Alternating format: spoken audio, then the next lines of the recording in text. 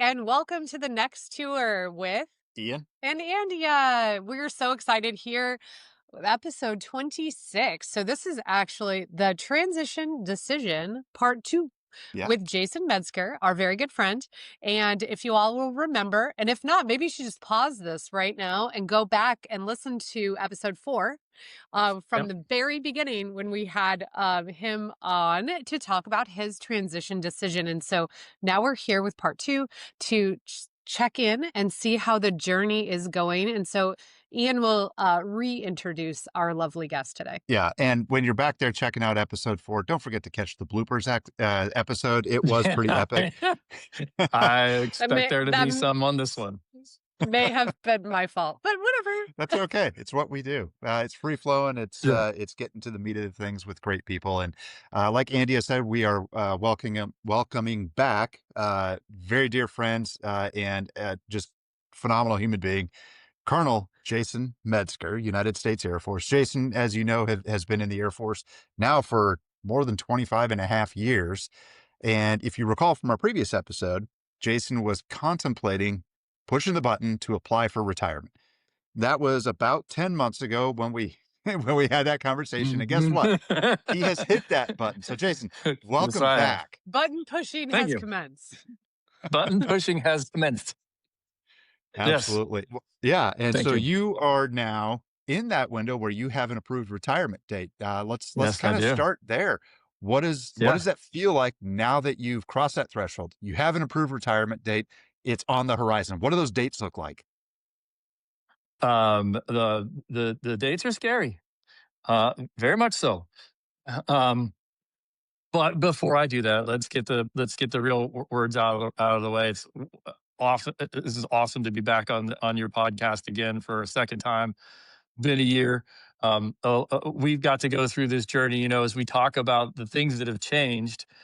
This is really an experience that I get to have with you guys, just because our families are so close. And I think we talked about it last time too. You're going to get to do my retirement, so this is very much a journey together. For those that get to watch this, Ian is the guy who sits beside me in all of the questions and says it's going to be okay or run, one of the two. Yeah. So Yeah, I'm true. super grateful to be on this again. Thank you guys for having me for a second time. But to the Absolutely. crux of your question, what's changed? Well, the fact is that I did hit the button. My effective date is 1 August of 26. And it looks like the funsies will begin somewhere on or about the 29th of May. That's what we're shooting for. That's awesome. Buzz Yeah, bees, yeah, yeah. absolutely. So ceremony end of May, and then you're going to have that terminal Yes. retirement period where you're just going to be able to not shave, not have to work, Oh, but still have a can't little wait. bit of time to transition into the next chapter or Yes. the next book. The next Yeah. tour. The next tour. Yes, well said. No. Uh-huh, Yeah. Oh, uh-huh. ironic. All right. So last time we asked you Yes. what was making you anxious about getting ready for the transition. So you Yep. mentioned making sure your medical records were in line. You talked about the ceremony and the actual like monetary stuff Yeah. that we learned, right? So Yep. and then of course the major life decisions, where you're going to live, what are you going to do, and all of that. So what now, fast forward 10 months, what's making you anxious now? Are you still thinking about those things? Have you kind of figured that out? And yeah, what's new in the in the anxious category? Exactly. One of the things that I've learned, and I think this is something that everybody goes through, and Ian, chime in. Um, Even though that was a year ago, the full honesty, when I don't think the military um, gives you quality time to figure out how to do all of this, because you are still there. The mission doesn't stop. So when you are trying to think about the how to get from A to B, I'm still trying to figure out how to get to A to B because I still have a job to do every single day. I'm still going into work every single day. And as we this is weaving this in, right? We were talking about this just before we started, and how my oldest daughter, Krista, is a junior in high school, getting ready to think about going into colleges. And the window for her to figure out what she wants to do with the rest of her life, what college she wants to go to, what degree she wants to get, that window is closing, and it's freaking me out.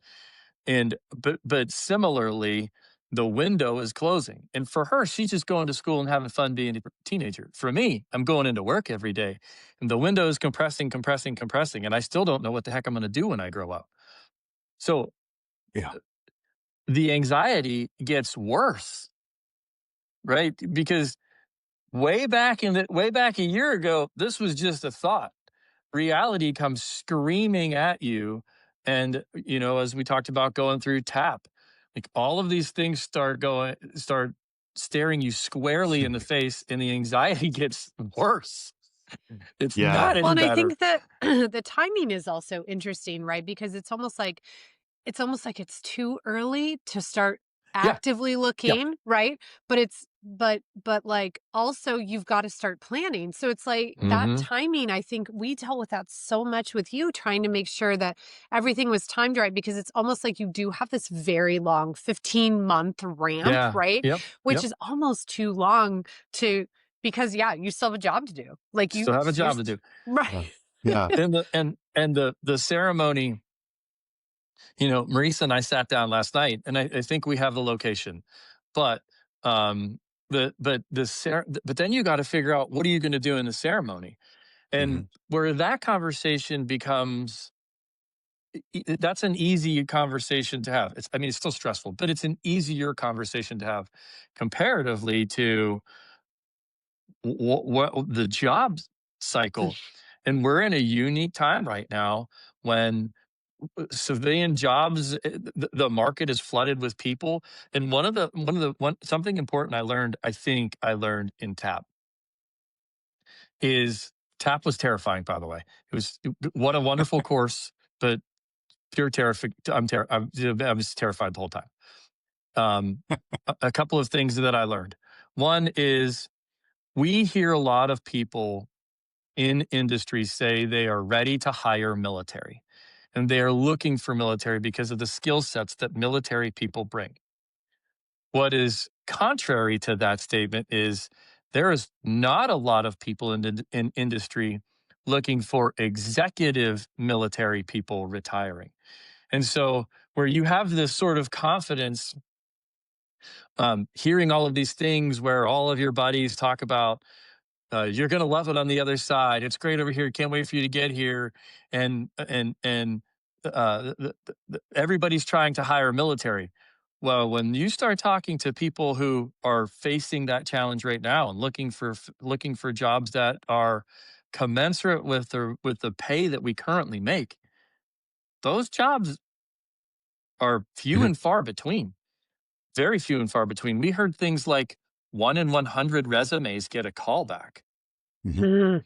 I can I attest to don't that. even know if Yeah. I don't know that I can do 100 resumes. Like, I don't know that I can click the button that many times. And keeping track of, I applied for this job and I get the call back and out of control. And what are you worth? But Hmm. is that available? And Yeah. what is the low point? Like, I want to make this much money so that the quality of Mhm. life for my family doesn't have to change. But what can I make?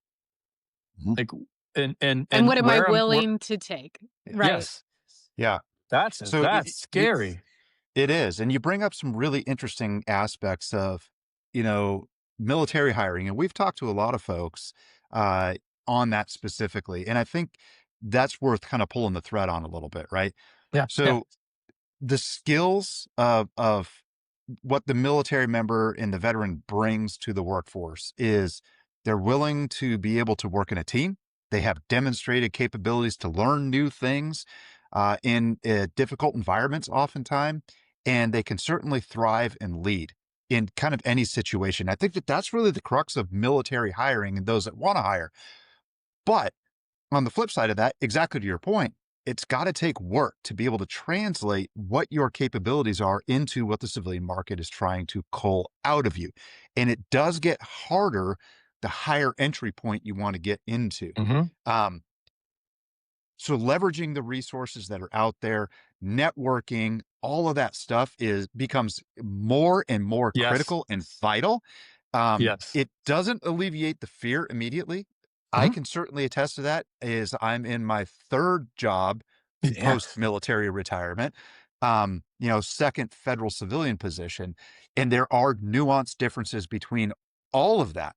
And I think exactly what you're feeling, it's normal. Mhm. That's the So key. just know that it Yeah. is normal. Yeah. You're not alone, I think is another Yes. piece to it too. And the other part that I would offer too is you started to get there, kind of the three things that military members and families look at, particularly when the compensation piece is right, that we call it the shuns. If you remember our episode with Todd Hmm. McCaffrey, right? Yeah. Location, vocation, compensation. So there's Yep. your shuns. Yep. And if you can nail it, most people know at least one of them. Where do they want to be? That's right. Or what do they want to do? The Yep. third one is really, really hard, I think, as far as what do you make? What are you capable of making? What are you willing to take? But what do you have to make? Yeah. Couple of things. Hmm. Um, I feel like I want to write down because I don't forget because I'm kind of old. But but the write down because I'm kind of old is a key.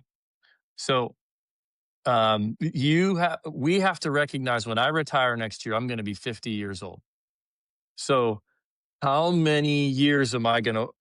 Then Hmm. one of the other shuns is, which is not, it's not a shun, but one of the factors within one of those shuns is how long am I going to work? And so I'm trying to get into an executive level position somewhere in industry, whether it be in the government or outside of the government. When you're trying to get into that executive level position, retiring at 50 years old, entering that workforce, they're looking at me saying, you might have all of the skills that we're looking for, but I'm only going to get those skills out of you for 10 years. And oh, by the way, you're asking me to pay you this salary for those 10 to 12 years, right? Where I can look at someone who's 40 or 45. Let's say, had I retired at 40, I'm sorry, at 20 years exactly, I would have been 43. I could have worked a whole nother 20-year career Hmm. and been at 63. And I and I could have also gone into an executive level position accepting a lower pay Yeah. because my rank would have been lower and all of the compensations that I had would have been lower at 20 years versus 26. And so what I'm competing with at 50 and only 10 to 12 years of available service in the industry, Hmm. I'm competing with a 40 to 43-year-old who's got 20 years to give and can take a lower salary.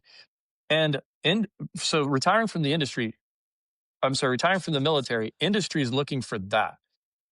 But the other piece to it is the growth within the industry. So let's talk about someone who left the Air Force at 10, 12, 15 years, and they've inserted themselves into a particular industry and they have grown up. And so, we're competing with that individual as well. When you are talking about the executive level positions, that's why I think the fear is out there and why it's so difficult. We see a lot of people in the industry go to contracting Hmm. because that's where they can use your Rolodex or what we were talking about, your network, right? Yeah. So a lot of these people hire us because of our ability to network and the Rolodex that we have, right? Yep.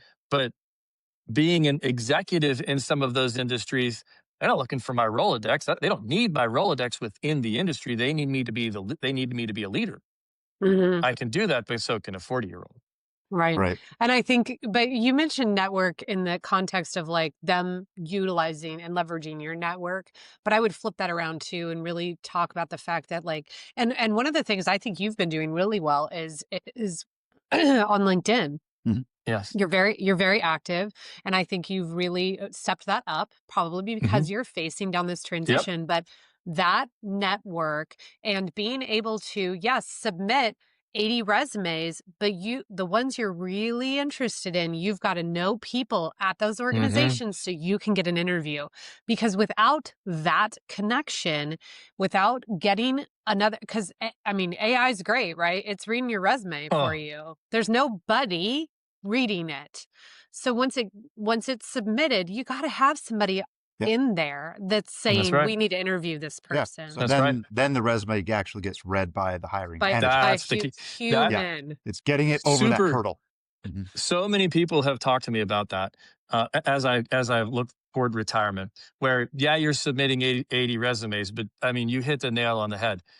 Oftentimes, that resume is never even read. It's the network that you have, the person within that allows your resume to um, to just pass the hurdle and get looked at, Yep. right? Because there's Yeah. 80 other people that did it. I mean, I sat in a tap class with 100 people at one tap class at Andrews with 80 people in it. That's happening all over the the DOW, right? Like Mhm. everybody is doing that. So there's 100 people in 100 classes. Yeah. Yeah. Yeah. That's 1,000 executives looking for a job. Yeah. Well, Like, no, that's bad public math, but that's okay. We're not here to do math. I know, and I see the hat exactly. Had to have a little fun with you, my brother. But I would sorry. here. No, I think that's brilliant because you actually bring up an incredibly key point that I would like to kind of just turn just a touch. Yeah, go for it. When you talk about the sheer volume, the scope and scale of people leaving the military every single day, it's people in, it's people out. The function of the department continues on. But when you talk about being able to get that resume, over the hump and into somebody's hands, I'm going to say that you've actually stepped over the threshold of the anxiety aspect of it, and now you're in the reality phase of it. Oh, Um, yeah. and that's huge. And I think that Yeah, that's a positive direction because absolutely. the cognition of what's going on, and having a firm grasp, I'd say you're actually moving in the right direction, my friend. That is Yeah, thank you. something that I would say you've eased the anxiety aspect of it because you've got your arms around it. And Yep. that's a scary thing, That is you a know? scary thing. And the reality has also set in with the family. Mhm. So we talk a lot about how does this affect family? And that was something that we That talked was gonna about in be the our last. next Yep. question, maybe. Well Yep. done. Yep. There you go. So it's not only a reality, you have to step into it reality wise from your own perspective as the person who's retiring. But your family needs to step into that reality. And the girls have recognized the reality.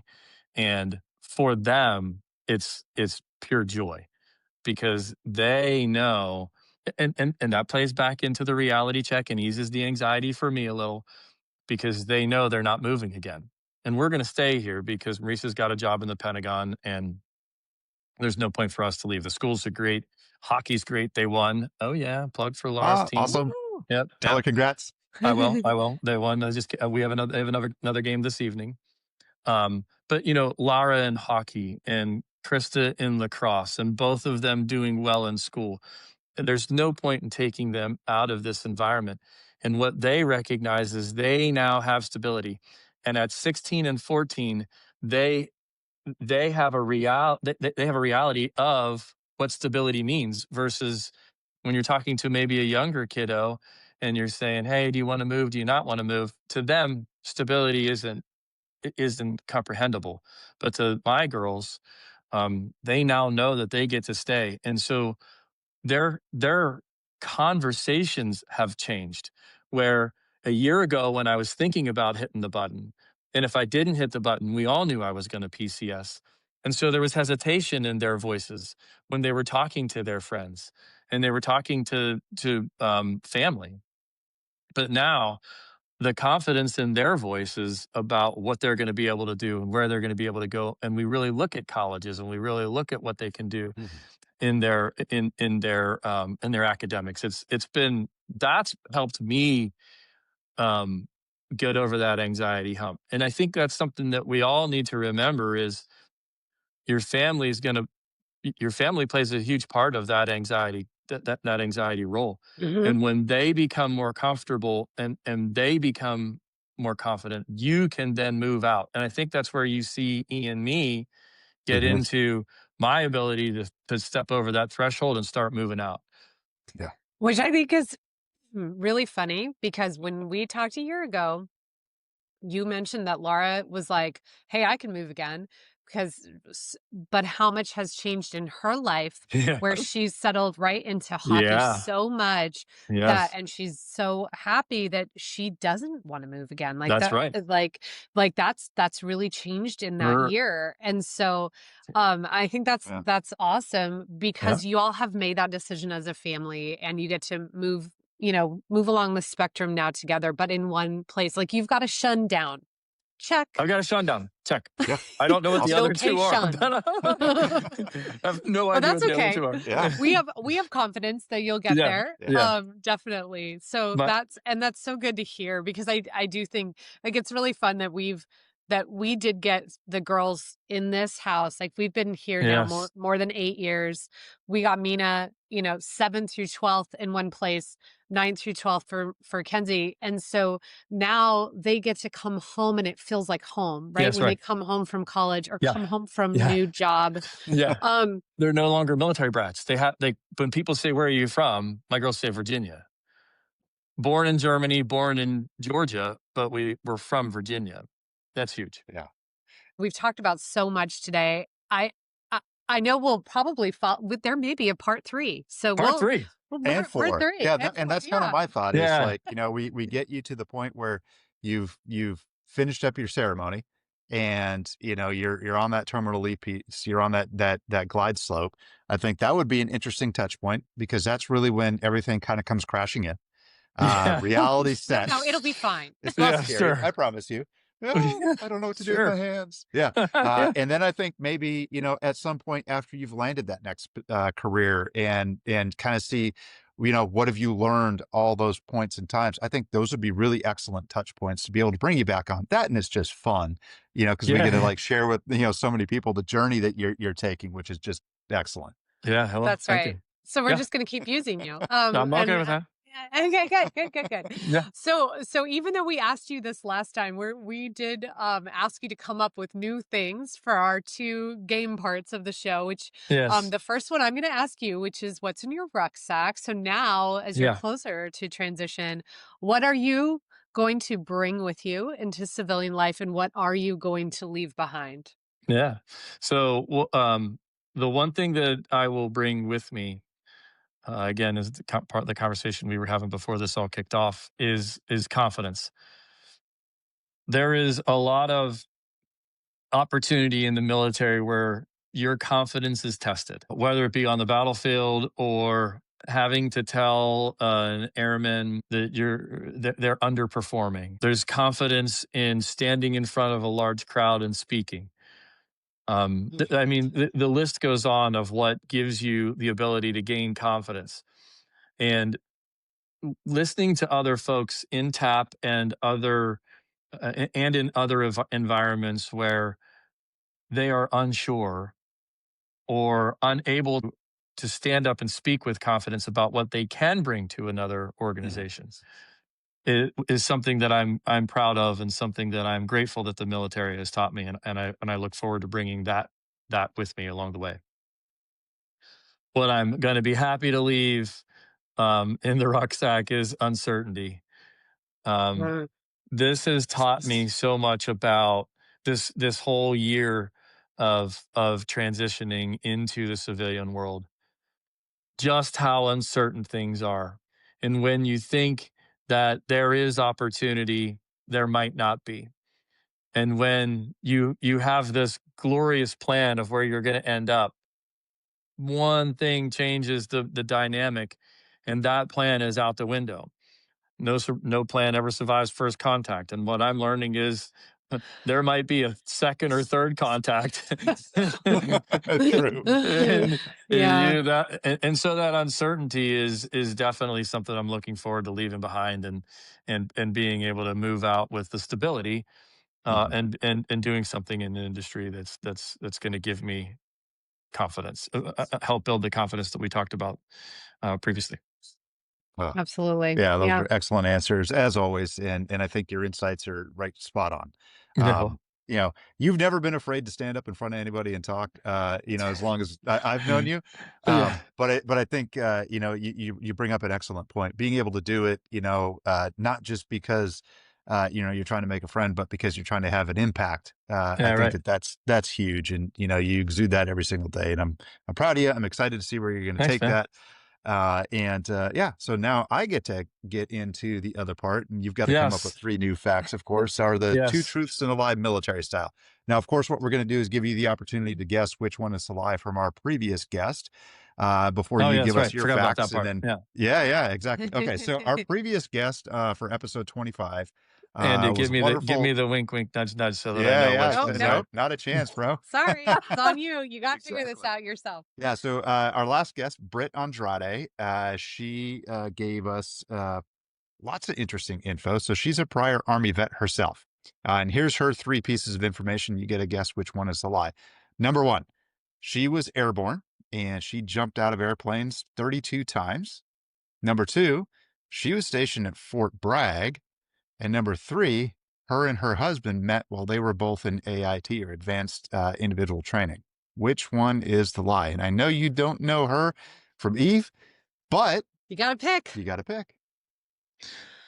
boy. So this is like strategery in your thought process, right? That it So is. she did an airborne thing and Fort Bragg. Um, but I mean, those things go hand in hand. Um, I'm gonna a vet. What was her? What was? I can't ask the question. She was an army vet, not a veterinarian. Correct. Um, Right. A veteran. veteran, not a vetra. The R is critical again. Yep. Check. Um, so I'm gonna say the lie is that she met her husband at AIT. That is Got it. that is accurate. So now It's both funny. I her didn't even and know her, what yeah, AIT is. I finally ran into an acronym I didn't know. So they had to explain it to me, which was yeah, fine. yeah.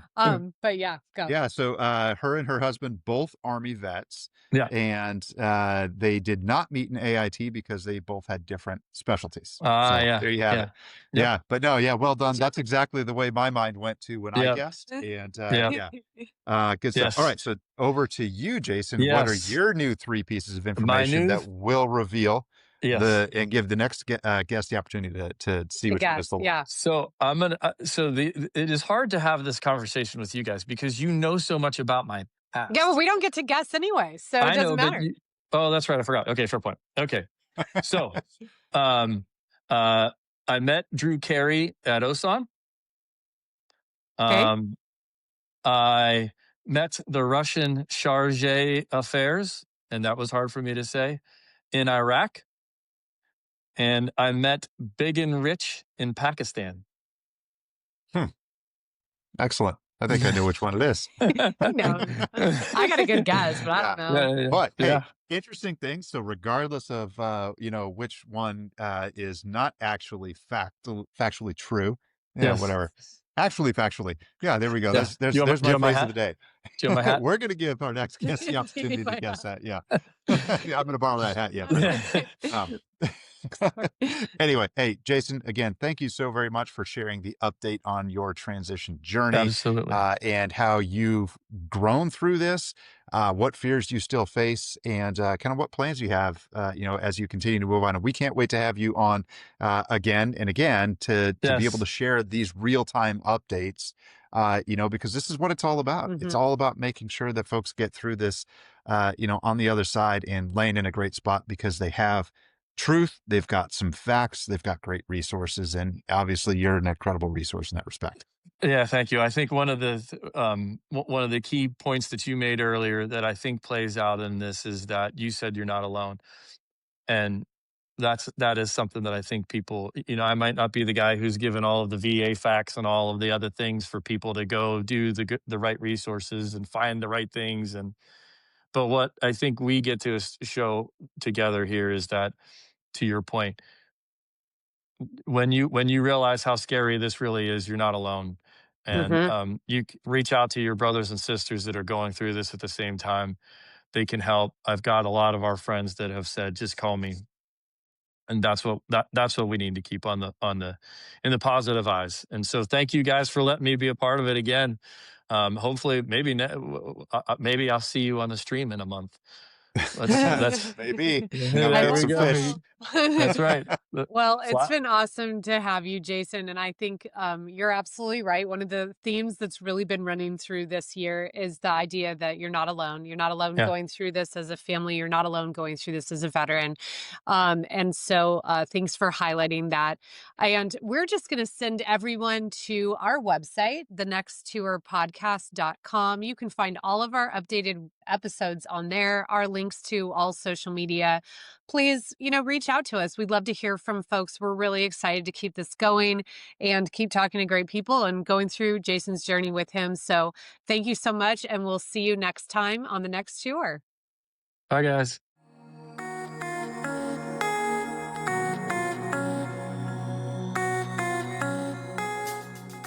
The views, opinions, and advice expressed by our guest on the next tour are their own and do not necessarily reflect the official policy or position of the podcast, Andia, or any affiliated organizations. While we strive to provide helpful and accurate information, this podcast is for informational purposes only. We encourage listeners to consult with professionals or conduct their own research before making any significant decisions related to military transition or post-service life. The content is intended as guidance and personal perspective, not as official advice.